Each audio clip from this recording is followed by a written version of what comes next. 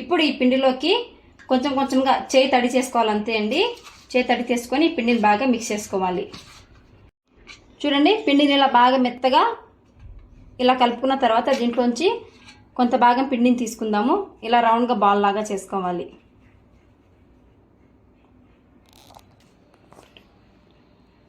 Floor clean చేసుకున్నాను. కొంచెం పొడి పిండిని యాడ్ చేసుకొని ఈ బాల్ మీద ఇలా పొడి పిండిని తట్టుకుందాము.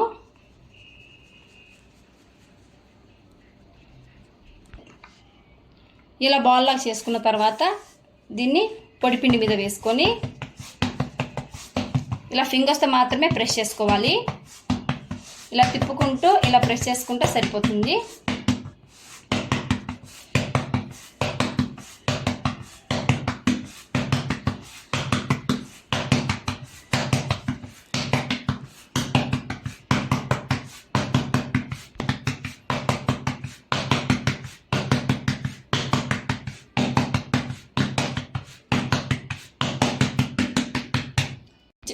చూడండి, రొట్టెని ఇలా తట్టుకోవాలి. కింది పక్క పొడిపిండి ఎక్కువ వేసుకుంటే మనం రొట్టె ఎలా చెప్తే అలా తిరుగుతుందండి. ఇప్పుడు ఈ రొట్టెని కాల్చుకుందాం. చూడండి, స్టవ్ ఆన్ చేసి పెనం పెట్టుకున్నాము. పెనం బాగా వేడిగా ఉండాలండి. హై ఫ్లేమ్లో పెనం పెట్టుకున్న తర్వాత ఈ రొట్టెని తట్టుకున్నాం కదా, ఈ రొట్టెని వచ్చేసి కింది పక్క ఇలా చలాకని పెట్టి ఇలా పైకి ఎత్తాలి. చూడండి, ఇలా ఎత్తుకొని ఇలా పెనం పైన వేసుకోవాలి.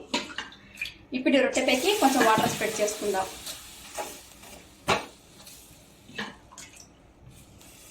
మీకు చేత్తో వేసుకుంటే అలవాటు లేని వాళ్ళు క్లాత్ తీసుకొని క్లాత్తో కూడా వాటర్ అద్దుకోవచ్చండి. చూడండి, చిన్న బబుల్స్ లాగా వస్తున్నాయి కదా. రొట్టె ఒక పక్క బాగా కాలింది. ఇప్పుడు ఇంకో పక్కకు తిప్పుకుందాం. చూడండి, రొట్టె ఈ పక్క కాలింది కదా, ఇంకో పక్కకు తిప్పుకొని కాల్చుకుందాము. నేను చెప్పినట్టు చేసినట్టయితే చూడండి, జొన్న రొట్టెలు ఇలా పూరి పొంగినట్టు పొంగుతాయండి.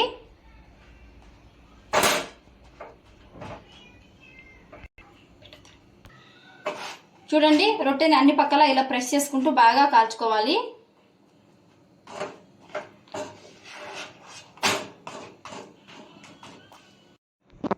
మనకు రెండు పక్కల రొట్టె బాగా కాలింది. చూడండి, వేడి వేడి జొన్న రొట్టె రెడీ అయిపోయింది. ప్లేట్లోకి సర్వ్ చేసుకుందాం.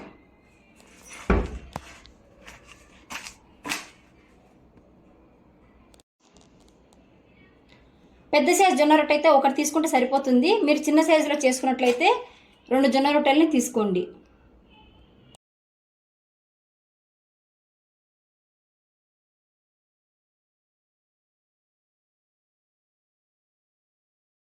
ఇప్పుడు బీట్రూట్ పులావ్ ఎలా చేయాలో చూద్దాం. ముందుగా బీట్రూట్ పులావ్ చేసుకోవడానికి ఒక బీట్రూట్ని ఇలా మిక్సీలో పేస్ట్ చేసి పెట్టుకోవాలి. అలాగే ఒక గ్లాస్ బియ్యాన్ని 2 సార్లు బాగా వాష్ చేసుకొని ఒక హాఫ్ అన్ అవర్ ముందుగా నానబెట్టి పెట్టుకోవాలి. అలాగే మిల్ మేకర్ని తీసుకొని హాట్ వాటర్లో ఒక 15 నిమిషాలు ముందుగా నానబెట్టి పెట్టుకోవాలి.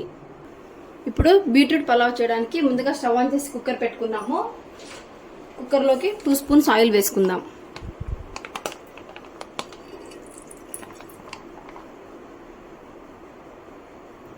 ఆయిల్ వేడెక్కింది. ఆయిల్లోకి 2 యాలకులు, చిన్న ముక్క దాల్చిన చెక్క, అలాగే ఒక బిర్యానీ ఆకు, ఒక 4 లవంగాలని యాడ్ చేసుకుందాం. మసాలా దినుసులు బాగా వేగాయి కదా, మీడియం సైజ్ ఆనియన్ కట్ చేసి యాడ్ చేసుకుందాం.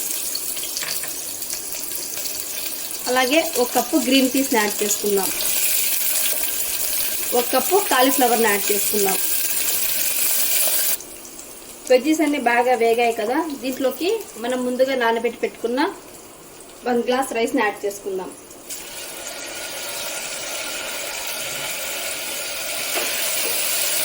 అలాగే మనం ముందుగా పేస్ట్ చేసి పెట్టుకున్న బీట్రూట్ ఉంది కదా, ఈ బీట్రూట్ని యాడ్ చేసుకుందాం.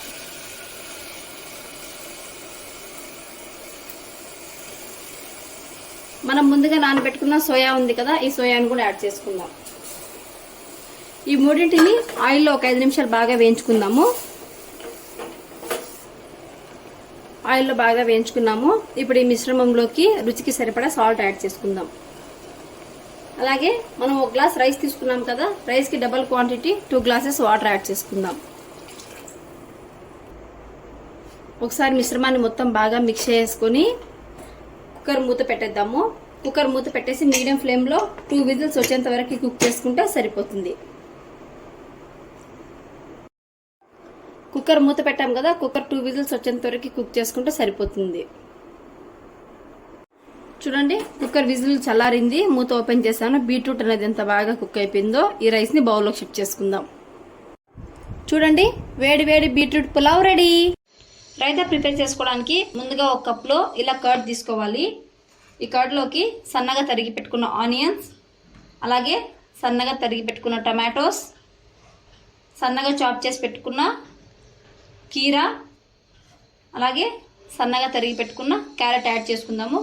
గార్నిష్ కోసం కొంచెం కొత్తిమీర యాడ్ చేసుకుందాము. రుచికి సరిపడా సాల్ట్ యాడ్ చేసుకోండి, అలాగే కొంచెం పెప్పర్ పౌడర్. ఇవన్నీ వేసి బాగా మిక్స్ చేసుకోవాలి. చూడండి రైతా రెడీ. ఇప్పుడు చికెన్ సూప్ ఎలా చేయాలో చూద్దాము. చికెన్ సూప్ చేసుకోవడానికి ముందుగా 100 గ్రామ్స్ చికెన్ తీసుకున్నాము. చికెన్లోకి ఒక హాఫ్ గ్లాస్ వాటర్ యాడ్ చేసుకొని 2 విజిల్స్ వచ్చేంత వరకు కుక్ చేసుకుందాం. చికెన్ సూప్ చేసుకోవడానికి చికెన్ బాయిల్ చేసుకున్నాం కదా, ఇప్పుడు సూప్ చేసుకుందాం. సూప్ చేసుకోవడానికి ముందుగా స్టవ్ ఆన్ చేసుకొని కడాయి పెట్టుకుందాము. కడాయిలోకి కొంచెం బటర్ వేసుకుందాం. బటర్ కాగింది కదా, బటర్లోకి కట్ చేసి పెట్టుకున్న ఆనియన్స్ యాడ్ చేసుకుందాం. ఆనియన్స్ బాగా వేగాయి కదా, ఇందులోకి కట్ చేసి పెట్టుకున్న క్యారెట్ని యాడ్ చేసుకుందాం.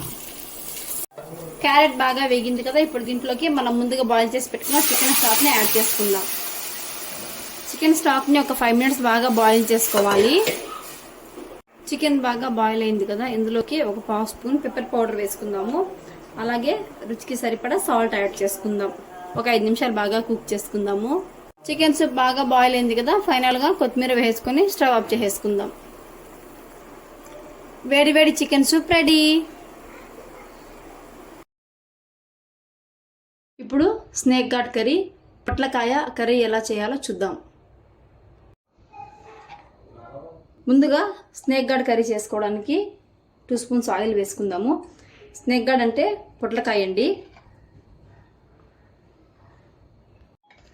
ఆయిల్ కాగింది, ఆయిల్లోకి కొంచెం జీలకర్ర వేసుకుందాం. జీలకర్రలోకి కట్ చేసి పెట్టుకున్న పెద్ద సైజు ఆనియన్ ఒకటి వేసుకుందాం. అలాగే 2 పచ్చిమిరపకాయలు వేసుకుందాం. ఆనియన్స్ బాగా వేగాయి కదా, ఆనియన్స్లోకి చిటికెడు పసుపు, రుచికి సరిపడా సాల్ట్ వేసుకుందాము. అలాగే 1 స్పూన్ అల్లం పేస్ట్ వేసుకుందాం. అల్లం పేస్ట్ పచ్చివాసన రాకుండా బాగా వేయించుకుందాము ఒక 2 మినిట్స్.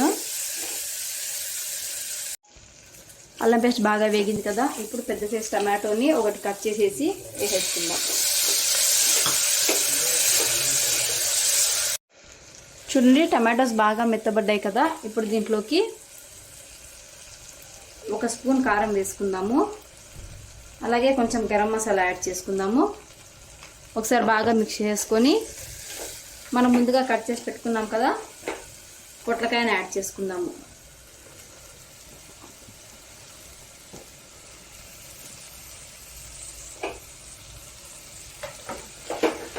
ఒకసారి బాగా మిక్స్ చేసుకొని ఒక 5 నిమిషాలు ఆయిల్లో మగ్గనిద్దాము.